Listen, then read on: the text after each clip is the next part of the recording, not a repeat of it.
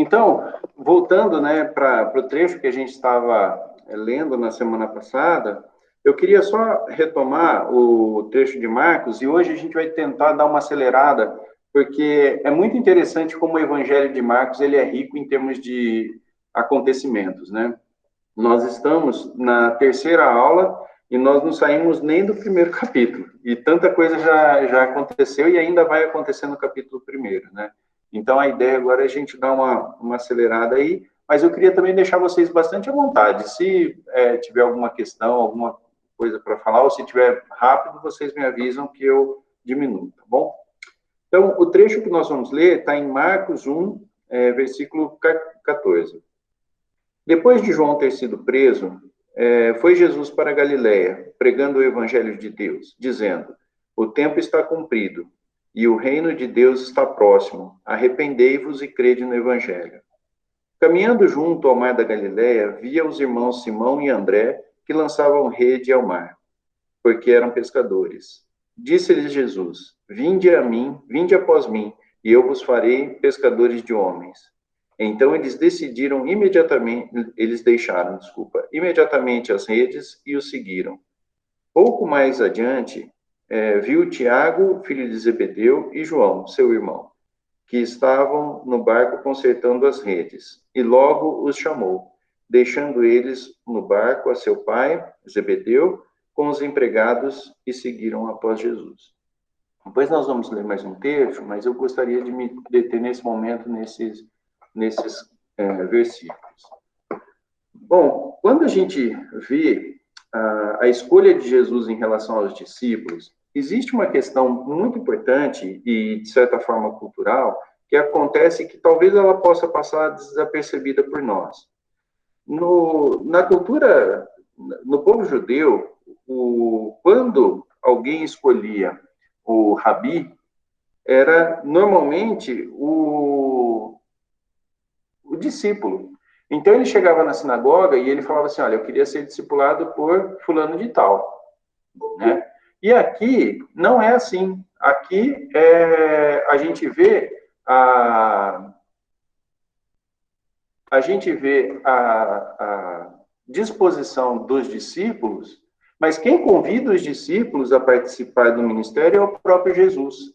Isso já é uma questão diferente para aquele povo, porque Jesus está rompendo com uma série de tradições que existiam naquela época, né? E então ele convida as pessoas a se tornarem seus discípulos. E aí a gente também pode olhar para a reação dos discípulos, né? Que isso também chama muito a atenção da gente. Quer dizer, o texto ele deixa muito claro que tanto Simão como André, como também Tiago e João, eles deixam imediatamente aquilo que estão fazendo e passam a seguir Jesus. Mais para frente, a gente vai ler um trecho que fala a respeito de aborrecer pai e mãe.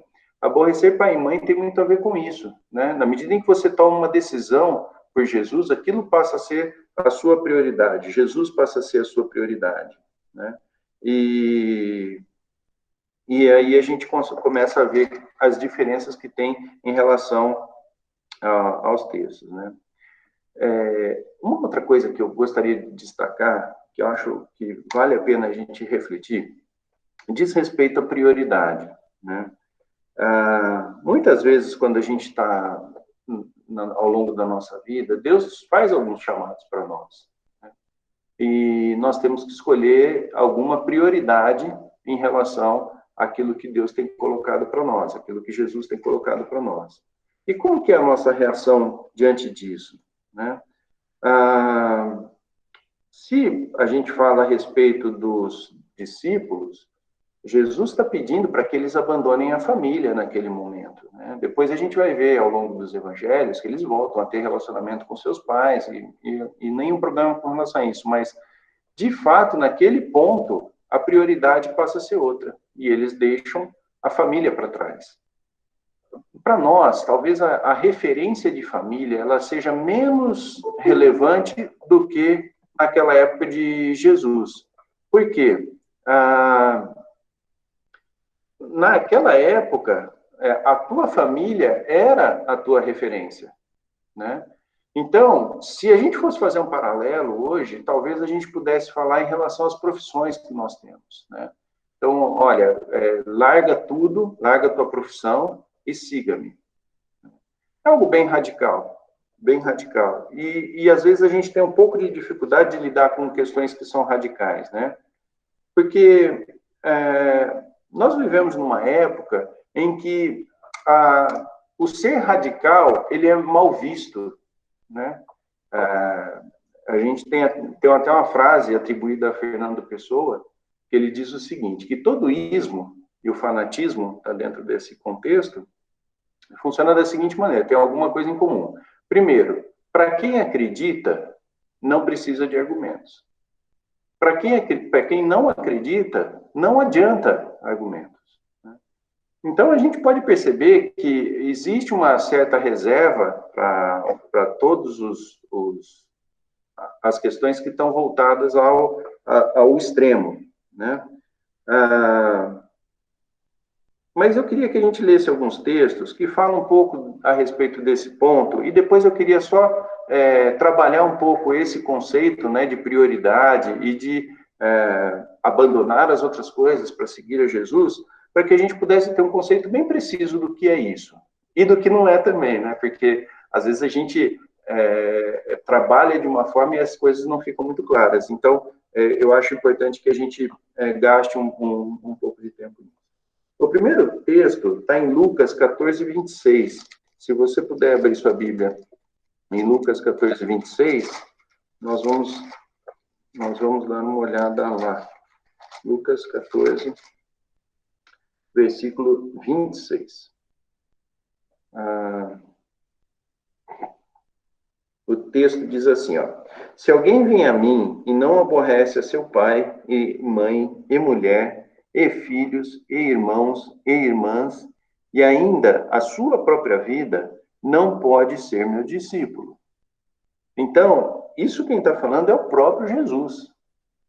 Então, ele traz para nós esse conceito de que se você colocar Jesus em prioridade, em algum momento, isso vai acontecer, né? De aborrecer pai, mãe, e é engraçado porque a lista é bem extensa, né? Ele não fala só no marido, ele não fala só nos pais, mas ele dá uma lista bem completa em relação a quem vai ser aborrecido para que a gente possa ser discípulo de Jesus. Tem um outro trecho que eu gostaria que a gente abrisse também, está em Mateus 16, de 24 a 26.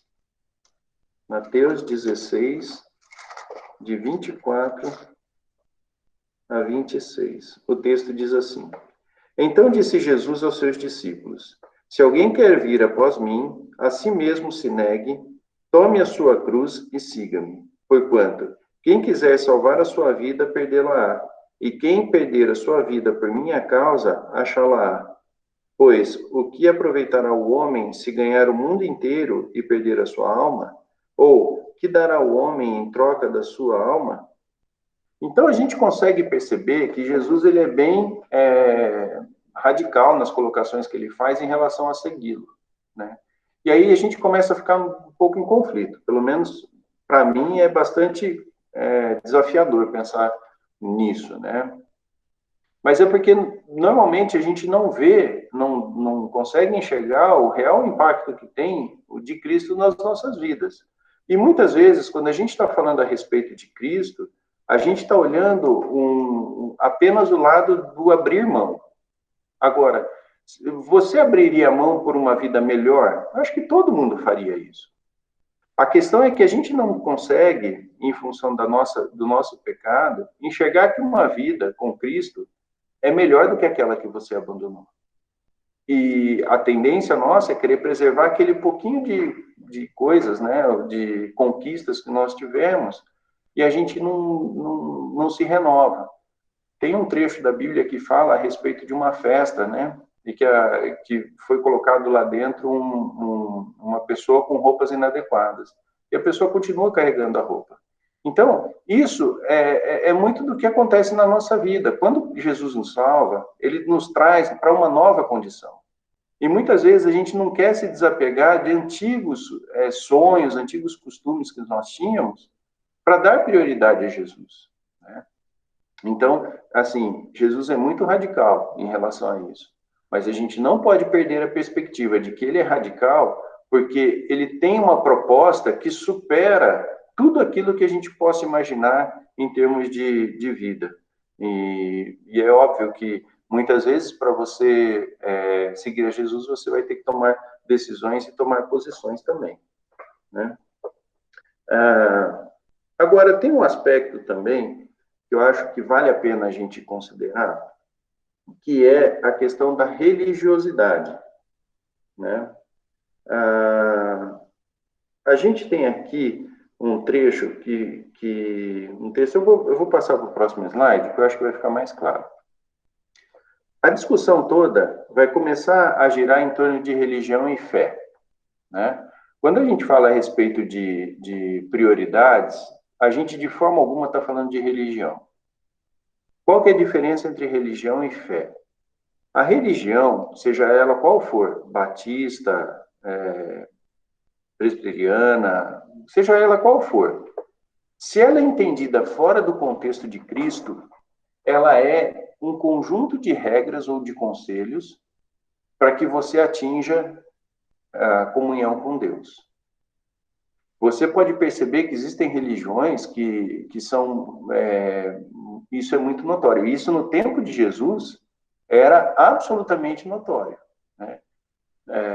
Algumas regras, como, por exemplo, o descanso do sábado, vinham acompanhadas de várias outras regras criadas pelo próprio homem e que colocavam um peso sobremodo pesado nos ombros das pessoas, que tornava quase que impossível que se cumprisse aquilo que estava sendo dito pela palavra do Senhor. Então, quando a gente fala a respeito de prioridades, a respeito de deixar tudo para entregar a Cristo, não estamos falando de religião. A religião, ela, quando mal compreendida, ela pode nos levar ao fanatismo. E o fanatismo, ele é um problema. Ele é um pecado, mas ele também é um problema. De que forma que isso acontece, né? Deixa eu só abrir aqui um texto. Eu queria que nós abríssemos em Salmo 19, de 11 a 14. Salmo 19, de 11 a 14.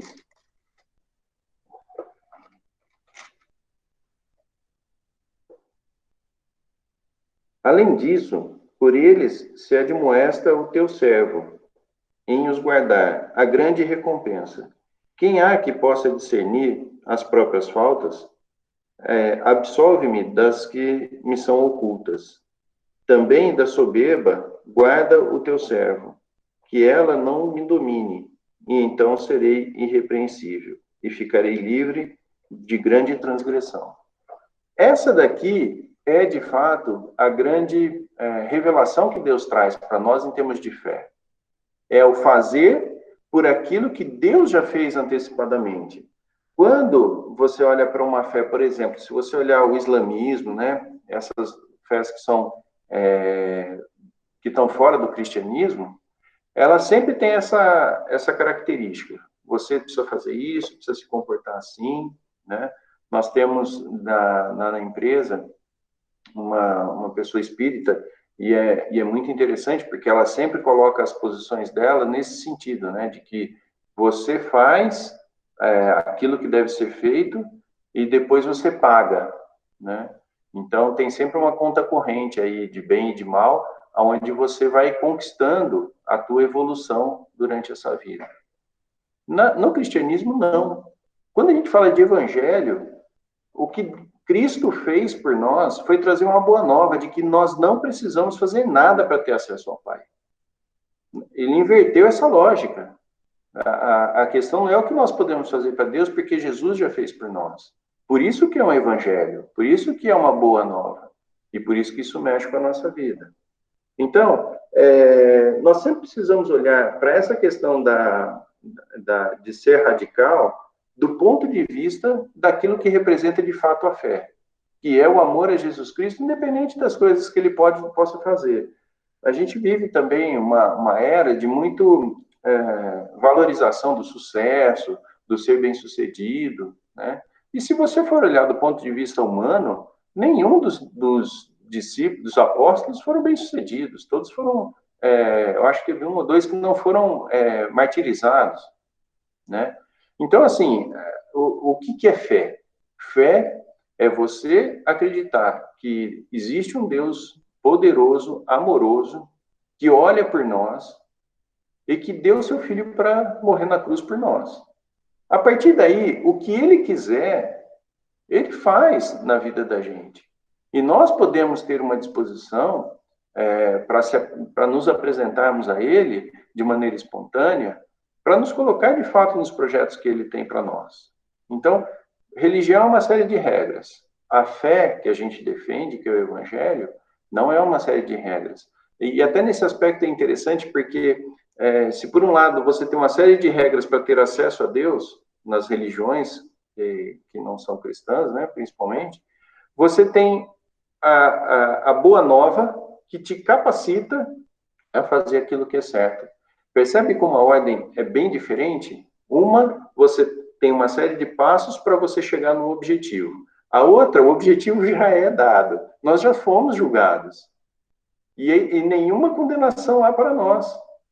E isso nos habilita a fazermos a boa obra. Então, a beleza do cristianismo, né, muito do que a gente deve ser grato, render graças a Deus, é por causa disso, porque se dependesse de nós, e acho que eu falo por mim, mas posso falar pelo grupo todo, se dependesse de nós fazermos aquilo que é certo, nós estaríamos condenados. Nós sabemos da nossa capacidade de fazer coisa errada, né? Mas Deus não. Deus coloca para nós um plano que é o único plano perfeito que poderia existir. Sem esse plano perfeito, nós estaríamos condenados. Eu queria pedir para vocês abrir também em Hebreus 2:4. Tem um trecho que eu acho que vale a pena a gente... Hebreus 2:4. A gente dá uma olhada aqui.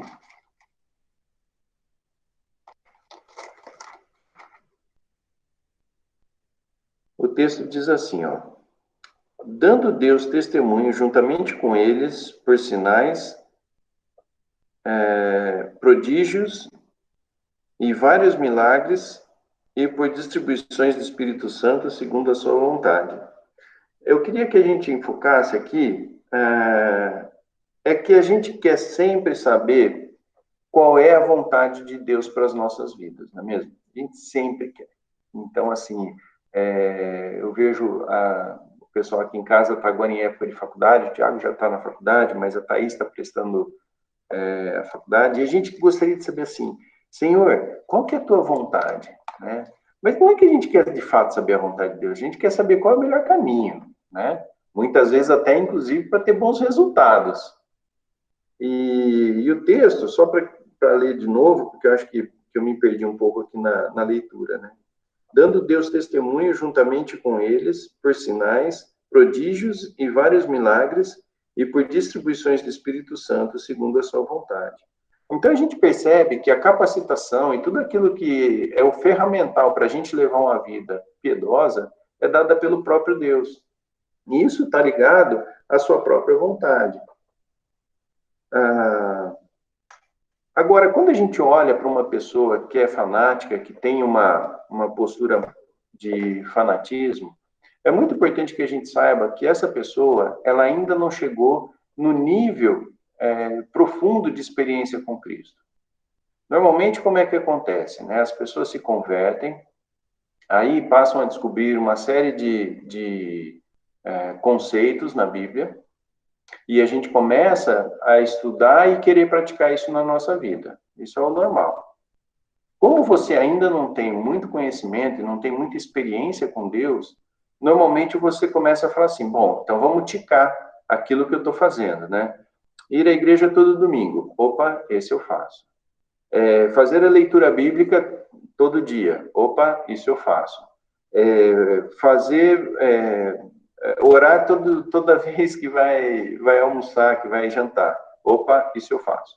Quando a gente começa nesse exercício, a gente começa a nos comparar com outras pessoas. Então, sempre que a gente fica sabendo de alguma coisa, fala, eu faço isso, mas fulano não faz. E isso começa a nos levar para uma postura de julgamento dos outros.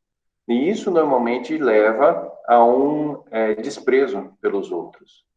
Então, o fanatismo, ele nasce daí. É onde eu começo a me comparar com outras pessoas e começo a me julgar superior às outras pessoas. Esse é o contexto que a gente vê na Bíblia com relação aos fariseus. Os fariseus faziam exatamente isso. Eles se comparavam com os outros e falavam, olha, poxa, você vê, esse pessoal aí não entende nada da Bíblia. Eu não, eu sou um doutor da lei. Né? Então, o fanatismo, ele nasce muito dessa percepção que é imatura. Ela é natural durante um tempo, mas ela é imatura, né?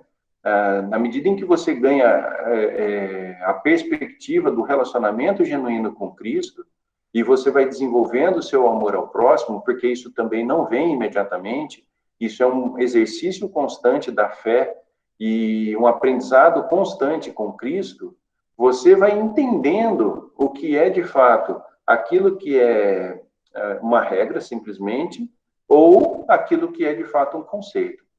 Quer ver uma área que é muito típica dessa questão de regra, né, versus o princípio, é a contribuição financeira, a contribuição para a igreja. Tem gente que é 10%, né, então ganha lá R$1.500, então vai ser R$150, né, é os 10% em cima da pinta. Tem gente que fala que não, que pode ser mais, que pode ser menos. Agora, o que a Bíblia traz como conceito? Que você deve dar com alegria. E você deve dar das premissas. Então, daquilo que você ganha, você deve contribuir com alegria. E esse com alegria não define porcentagem, né? Então, muitas vezes a gente se apega à regra sem entender o conceito. Se você for olhar o caso da viúva, que é elogiado por Jesus, ela deu 100%, ela não deu 10%, ela deu 100%, né? O texto deixa claro que ela deu daquilo que era a sua sobrevivência. Então, nós devemos sempre estar atentos ao cumprimento de regras, o quanto que a gente está querendo cumprir uma regra e o quanto que a gente entende o que está por trás da regra. E isso é o mais importante. Agora, isso só vem no relacionamento com Cristo. Só vem através da oração, do estudo da palavra, do se dispor a algumas experiências, né? Às vezes ajudar um irmão, às vezes aconselhar alguém. Então, isso que vai criando em nós a maturidade espiritual, que é tão necessária para a gente poder caminhar com Cristo. O Timothy Keller, ele coloca uma frase no livro dele, eu queria repartir com vocês. Ele fala assim, ó, o evangelho não é conselho, é a boa nova de que você não precisa conquistar acesso a Deus, pois Jesus já fez isso por você. É um dom que você recebe por pura graça, por meio do favor de Deus, totalmente imerecido. É maravilhoso a gente pensar nisso, né? Num Deus que está preocupado conosco, no sentido de nos amar, e providencia para que nós sejamos salvos, né? De novo, né, se a gente for voltar lá para o texto, nós vamos ver que os discípulos tiveram a postura que é uma postura correta, de prioridade a Deus, né? Então, aí está a frase que eu falei para vocês, né? O evangelho não é conselho, é a boa nova, faltou um boa ali, de que você não precisa conquistar acesso a Deus, pois Jesus já fez isso por você. E é um dom que você recebe por pura graça, por meio do favor de Deus, totalmente imerecido. Bom, continuando o texto, lá em Marcos, nós vamos avançar mais um pouquinho no livro de Marcos. Deixa eu pegar.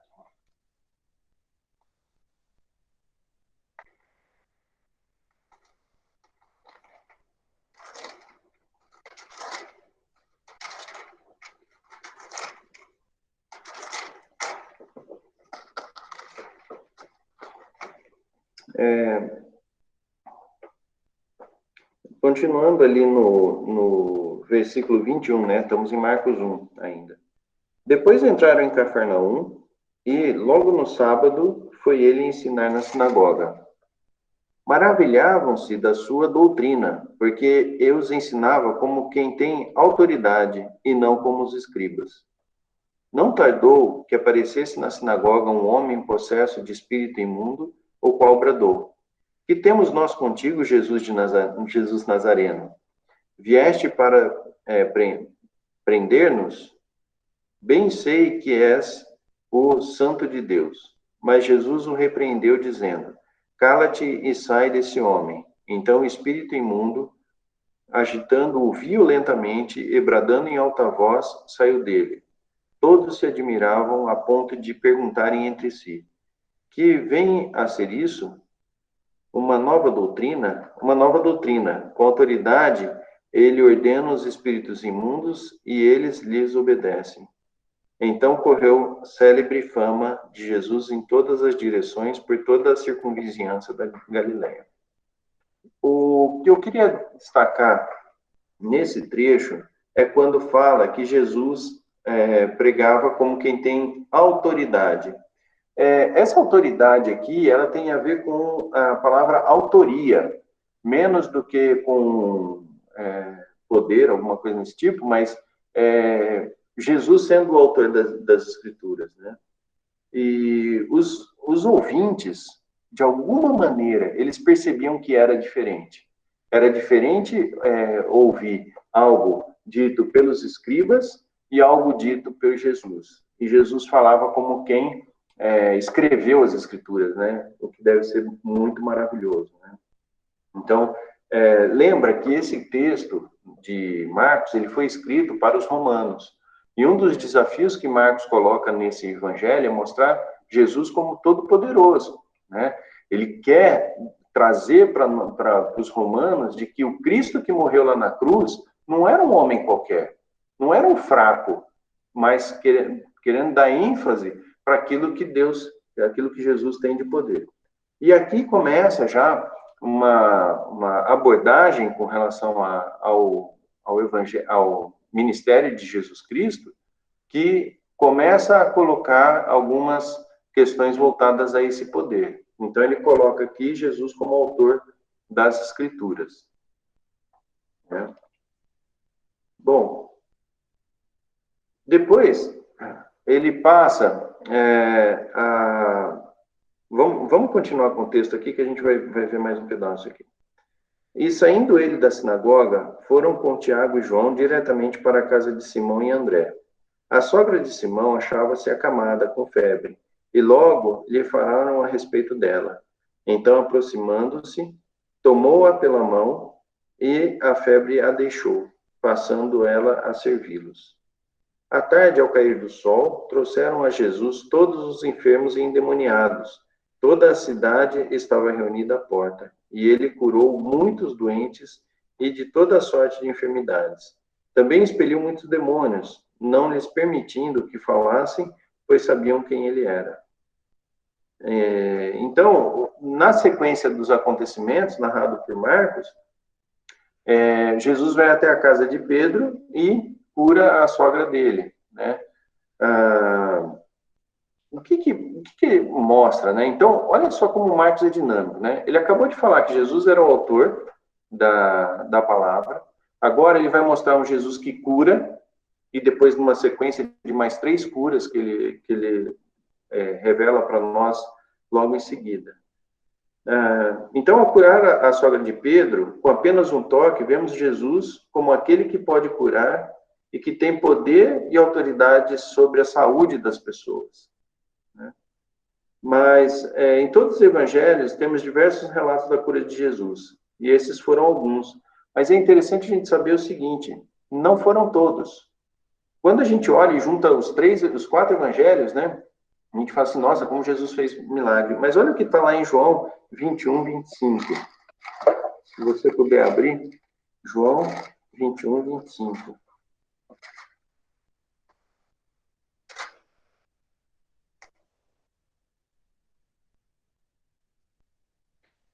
O texto diz assim: há, porém, ainda muitas outras coisas que Jesus fez. Se todas elas fossem relatadas, uma por uma, creio eu, que nem ao mundo inteiro caberiam os livros que seriam escritos. Então, a gente sabe que Jesus fez muito mais milagres do que está relatado. Mas os que estão relatados com um objetivo bem específico, né? Cada evangelho tem o seu, e no caso aqui é de mostrar Jesus como o poderoso, né? O que também acontece, que eu acho que vale a pena a gente refletir um pouquinho. Quando a gente fala de seguir a Jesus, a gente não tem a menor ideia do que significa isso, principalmente quando a gente se converte, né? Em geral, dependendo de quem apresentou o evangelho para você e dependendo da doutrina que a pessoa tenha, a gente sabe que muitas vezes a pessoa acha que a vida vai ser um mar de rosas, né? E muitas vezes isso não é dessa maneira. E o nosso cérebro, ele é treinado para desenhar cenários. Então, mesmo quando você se converte, ainda assim, a tua mente forma algumas imagens relacionadas a como será a sua vida dali para frente.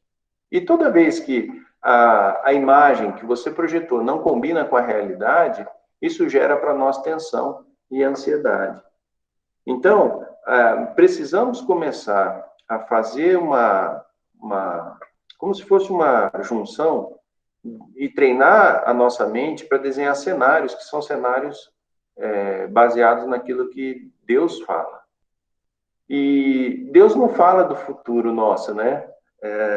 Talvez, acho que por causa do desejo que nós temos de controle sobre as nossas vidas, a gente sempre quer saber o que vai acontecer com a gente. Não, a humanidade, ok, mas eu quero saber comigo. O que vai acontecer comigo amanhã, né? Até no exemplo que eu dei, né? Tomar decisão. Poxa, eu quero saber a Thaís para onde vai. Então, eu quero saber como é que ela vai ser daqui 5 anos. E Deus não revelou isso para nós. Se a gente pensar na vontade de Deus, existem duas vontades. A vontade revelada e a vontade não revelada. A vontade revelada está na palavra dele. E ele fornece para nós tudo aquilo que é necessário para que a gente tenha um relacionamento genuíno com ele. Esse é o foco de Deus. Esse é o foco de Deus. E ele é maravilhoso porque, na medida em que você se dedica a aprender essa maneira de se relacionar com ele, você colherá as bênçãos, que pode não ser o ser bem-sucedido. É tão desafiador pensar nisso, né? De que o ser bem-sucedido talvez seja passar por uma grande dificuldade. Saber que o bem-sucedido, para que você possa desenvolver um relacionamento com Cristo, possa ser você perder algo, né? A gente normalmente não vê dessa forma, né? Mas essa é a verdade. Se a gente quiser ter a nossa vida, como disse o texto que nós lemos há pouco, quem quiser preservar a sua vida vai perdê-la. E quem perder a sua vida por causa de Cristo, vai ganhá-la. Então, são desafios que a gente tem na medida em que a gente se converte e passa a seguir Jesus. É tão comum a gente se encontrar em situações em que a gente fala assim, Senhor, olha, deixa que desse assunto eu vou cuidar. Eu sei que o senhor é um cara legal, eu sei que o senhor tem vários conceitos e tal, mas daqui eu entendo. Pode deixar que eu vou tocar do meu jeito. E quebra a cara, né? E o pior, né? Deus é tão misericordioso que às vezes mesmo você fazendo assim, você se dá bem, né? Esse que é o problema. O problema é que a gente começa a achar que esse é o normal. E não é. Então, a gente tem que ter consciência disso, que existe a vontade de Deus que está revelada na sua palavra e a vontade de Deus que não está revelada, mas que ele orienta na medida em que você tem comunhão com ele, né? A gente lê um trecho em Abacuque que fala, né, que o justo viverá por fé e não por vista. Se Deus revelasse para nós tudo o que vai acontecer na nossa vida, talvez a gente vivesse num nível de ansiedade muito grande, principalmente quando na nossa vida está nos planos de Jesus passar por momentos difíceis. Exemplo, uma pandemia como essa, né? Deus não revela para nós esse tipo de coisa, não é usual. Ele tem todo o poder para isso, vamos deixar isso claro. mas não é a forma como Deus age. Então, eu tenho que ir me guiando pelos princípios, eu tenho que ir pautando a minha vida em devoção a Cristo, e o resultado dessa minha vida dedicada a Cristo vai se revelar conforme os acontecimentos vão acontecendo, não antes.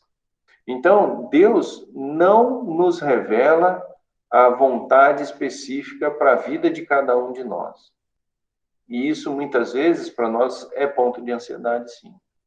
Então, nós temos que trabalhar. Por quê? Deus não pede para nós para que a gente decida uma opção que é a opção certa. Deus não faz esse tipo de jogo com a gente, né? Ele coloca uma situação com opções, e aí você fala assim, se eu não acertar a alternativa correta, eu vou ser infeliz para o resto da vida. Não é assim que funciona. Uma vez o Fernando trouxe um estudo muito precioso que falava a respeito disso, da vontade de Deus, e ele coloca que assim, você tem que observar alguns princípios, você não pode ser inocente na vida, achando que está tudo certo, que você não precisa tomar decisão nenhuma. Não, Deus nos chama a responsabilidade de tomar decisões, mas a gente precisa examinar cada uma das opções sobre o ponto de vista de Cristo, né? Sobre aquilo que a palavra ensina como princípio. Uma vez que você colocou nos testes, né, a respeito da decisão que você tem para tomar, segue em frente, confiante. Por quê? Porque Deus não está aqui para criar uma situação onde você não vai conseguir sobreviver. Deus não põe armadilha para nós.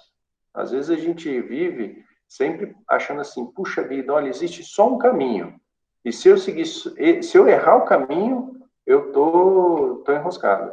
Não, Deus é misericordioso. Às vezes você decide errado e ele transforma aquilo numa grande bênção. Às vezes o contrário também, né? Às vezes você tem uma série de questões que você faz, não, aqui é o caminho certo, baseado em princípios, e a coisa não roda, né? E aí Deus continua sendo misericordioso e continua sendo bom, porque o objetivo dele é fazer você desenvolver em você o caráter de Cristo. E às vezes, sabe, é muito comum a gente ter que passar por dificuldade para desenvolver esse caráter. E não há nada melhor do que essa vida que Jesus propõe para nós. Por mais que às vezes a gente fale assim, puxa vida, eu não conseguiria viver sem a minha família. Consegue sim. Eu não conseguiria viver sem a minha igreja. Consegue sim. Se você tiver Cristo, você consegue. E vou te dizer que é uma vida para ser vivida de forma plena. E não é simplesmente sobreviver, não. Hoje de manhã, a Raquel trouxe para nós o louvor e ela falou da situação que ela teve na infância, né? A mãe com 28 anos, o pai da Raquel Novaes faleceu, ela tinha 1 ano e 8 meses e vinha um irmão, a mãe estava grávida de 4 meses, de 4 filhos, com 28 anos. E a despeito de tudo que aconteceu na vida deles e das dificuldades que eles passaram, porque ela falou que passaram sim por dificuldades, estão aí. A Raquel servindo a Deus, eu não sei dos irmãos dela, mas com certeza uma pessoa que é uma bênção na vida de muita gente, né? Então é isso. Nós precisamos ter certo de que seguir a Jesus significa pautar nossa vida em princípios e saber que nós não teremos, não é usual que a gente saiba o que vai acontecer com a gente, mas a gente tem que estar sempre caminhando com isso. O trecho seguinte, ele diz assim, ó, tendo se levantado alta madrugada, saindo, foi para um lugar deserto e ali orava. Procuravam-no diligentemente Simão e os que com ele estavam. Tendo-o encontrado, lhe disseram, todos te buscam. Jesus, porém, lhes disse, vamos a outros lugares, a povoações vizinhas, a fim de que eu pregue também ali, pois para isso é que eu vim. Então foi por toda a Galiléia, pregando nas sinagogas deles e expelindo demônios. Então, uma coisa que chama atenção aqui é relacionada à oração de Jesus. Vários trechos, em todos os evangelhos, você encontra Jesus orando. E essa é a vitamina, né, se a gente pode fazer essa associação, mas essa é a vitamina que Jesus tomava para continuar no seu ministério. E olha, quando ele fala aqui a respeito da oração, a gente percebe, pela postura, inclusive de Pedro, né, que aqui ele é chamado de Simão, mas é Simão Pedro, de que não foi rápida achar Jesus, né? Ele fala assim, olha, procuram-no diligentemente Simão e os que com ele estavam. Então, não foi só Pedro que procurou Jesus, mas outras pessoas também, e procuravam diligentemente e não encontravam, até que chegou uma hora que encontrou Jesus. Então, quando Jesus orava, não era uma oração assim de rápida, né? Era algo que fazia prática da sua vida. E Jesus orava o tempo todo, a gente vê isso em diversos evangelhos, em todos os evangelhos a gente vê essa questão de Jesus orando, né? Seguindo adiante o contexto de Marcos, deixa eu só dar uma olhada aqui no horário, como é que tá? Puxa vida, o tempo voa, né? Temos 10 minutos, mas eu acho que dá para a gente cumprir esse último trecho. Aproximou-se dele um leproso, rogando-lhe de joelhos: se quiseres, pode purificar-me. Jesus, profundamente compadecido, estendeu a mão, tocou-o e disse: quero, fica limpo. Pessoal, tocar no homem leproso era algo considerado imundo naquela cultura. O leproso, ele tinha que andar anunciando que ele era leproso para ninguém correr o risco de encostar nele acidentalmente. E nós vamos perceber ao longo do livro de Marcos que Jesus, ele não tem um padrão de como curar as pessoas. E isso traz para nós uma pessoalidade muito interessante de Jesus, que não trata todos de forma igual. Ele vai na onde a pessoa precisa. Então, você imagina para um leproso o que significa ser tocado por Jesus. Ele poderia ter curado com a sua palavra? Sem dúvida alguma. Mas ele vai lá e toca no leproso. E isso é algo que só um Deus muito amoroso pode fazer por cada um de nós, né? No mesmo instante, lhe desapareceu a lepra e ficou limpo. Fazendo-lhe então veemente advertência, logo o despediu e lhe disse: olha, não digas nada a ninguém, mas vai, mostra-te ao sacerdote e oferece pela tua purificação o que Moisés determinou, para servir de testemunho ao povo. Mas tendo ele saído dali, entrou a propalar muitas coisas e a divulgar a notícia, a ponto de não mais poder Jesus entrar publicamente em qualquer cidade, mas permanecia fora, em lugares ermos, e de toda parte vinham ter com ele. Então, Jesus tinha pedido para ele não divulgar, porque Jesus sabia o que ia acontecer quando as pessoas tomassem conhecimento daquilo que está sendo acontecendo ali, né? E a ponto que Jesus já não podia mais entrar nas cidades. Onde ele entrava, formava uma multidão, então ele começou a ficar em lugares mais distantes, né? Lugares ermos, como a própria Bíblia diz, né? Bom, ler mais um trecho, acho que a gente consegue avançar mais um. Pelo meu relógio aqui, a gente tem ainda 7 minutos, eu acho que dá para pelo menos a gente avançar mais um pouquinho. No capítulo 2 de Marcos, no versículo 1, diz assim: dias depois entrou Jesus de novo em Cafarnaum, e logo correu que ele estava em casa. Muitos afluíram para ali, tantos que nem mesmo junto à porta eles achavam lugar. E anunciava-lhes a palavra. Alguns foram ter com ele, conduzindo um paralítico levado por 4 homens.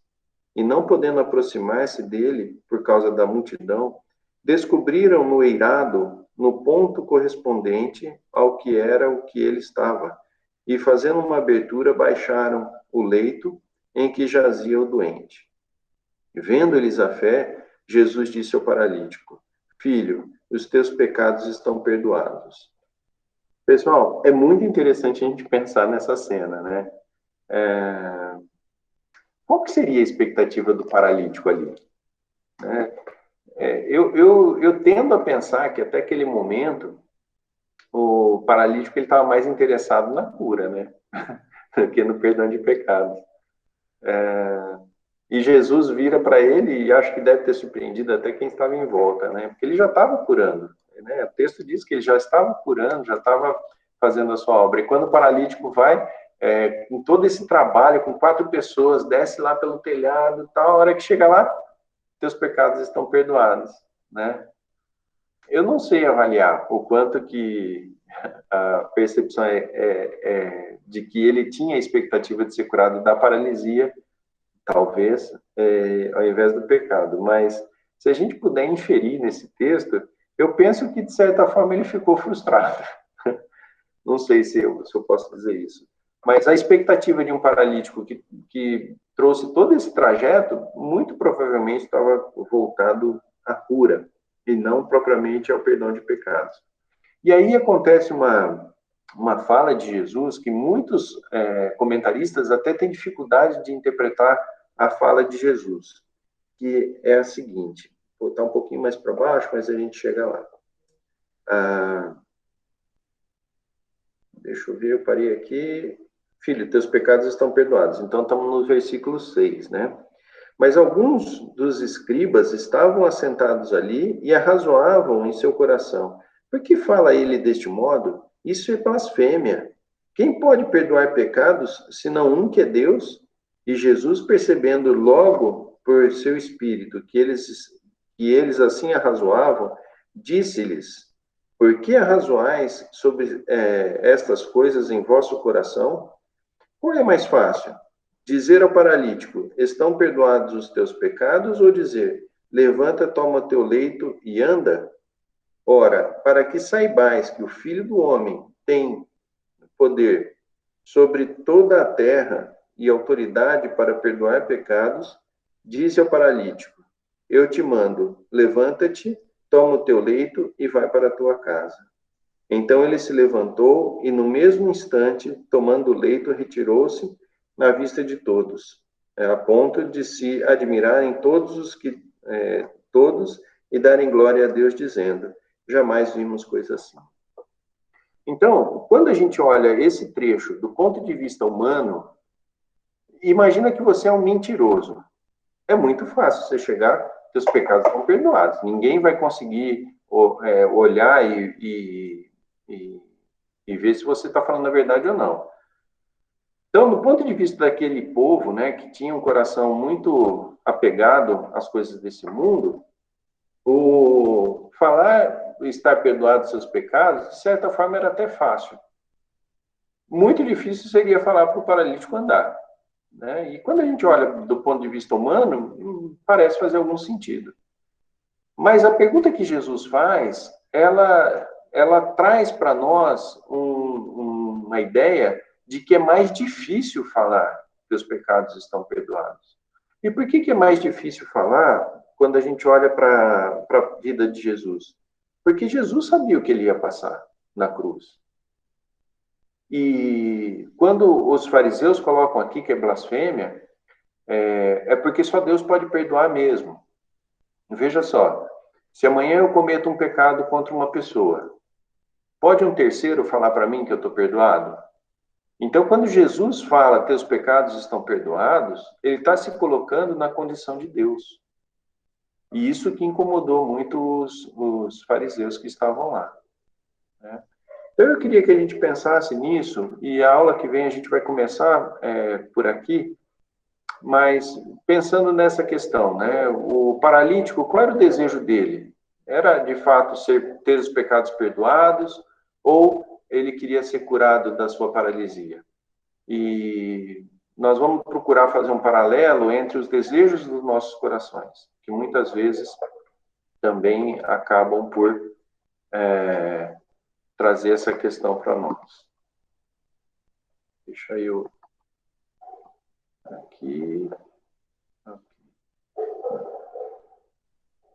Não sei se eu fiz certo aqui. Mas eu acho que agora vocês estão vendo minha tela, né? Sem apresentação. sei se eu fiz certo, mas fica valendo aí. Então, pessoal, eu queria encerrar com uma oração também. Não sei se tem alguma pergunta, alguma questão que a gente possa resolver. Aí fiquem à vontade também. Nós temos aí 2 minutinhos para isso. Ok. Bom, pessoal, então a gente começa na próxima aula falando a respeito disso, tá? Qual que era o conceito, o que o paralítico mais queria? Ter os pecados perdoados ou ser curado da sua paralisia? E nós vamos perceber que muitas vezes o desejo do nosso coração tem a ver com questões que não são propriamente aquilo que Deus tem para nós, tá bom? Vamos orar para a gente encerrar esse período? Senhor Deus, muito obrigado, Pai, pela tua palavra. Obrigado também, Senhor, porque o Senhor tem nos revelado a tua vontade e pedimos, Senhor, que possamos estar em sintonia contigo. Abençoa-nos, ó Pai, durante essa semana, que cada um de nós possa levar a tua palavra e, enfim, Pai, viver uma vida digna do Senhor. Te agradeço por esse momento, por poder estudar a tua palavra e poder falar mais a respeito do teu evangelho. Em nome de Jesus. Amém.